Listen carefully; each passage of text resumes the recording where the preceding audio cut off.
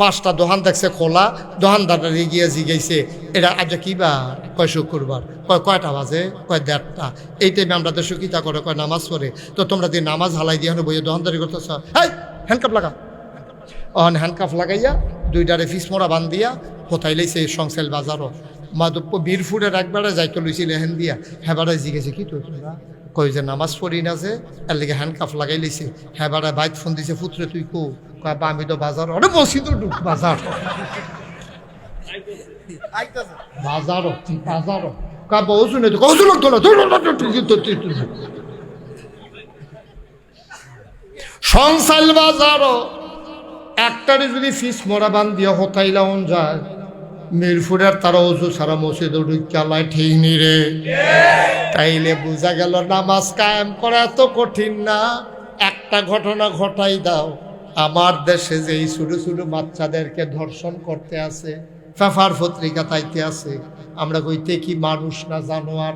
এত ছোট বাচ্চারে তার কি জিফুত নাই, নায়নাত কোন নাই? তে কেমনে এই ঘটনা ঘটাইলো? আমি কই এই ওয়াজে বইতো না।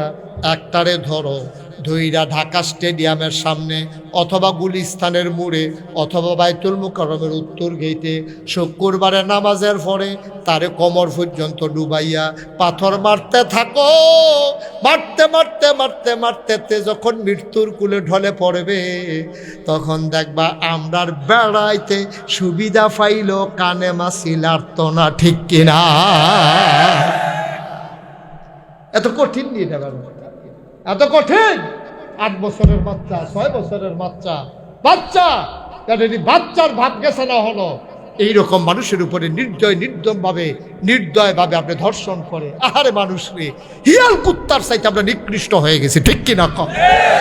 এটা ওয়াজে ধরতো না।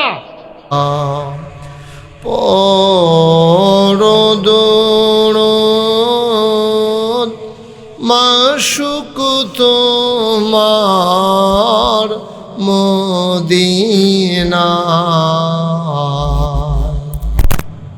আশিক যদি হইতে পারো, আশিক যদি হইতে পারো, যাইবা সোনার মদিনায়। আল্লাহুম্মা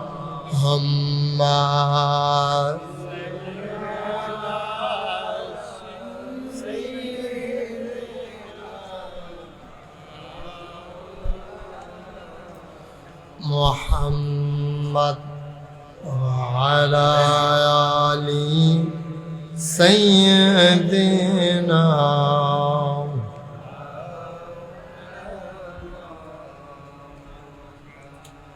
যেখানেই থাকো, যেভাবেই থাকো, নবীজির দুরূদ ছাইরো না। যেখানেই থাকো, যেভাবেই থাকো, নবীজির দুরূদ ছাইরো না।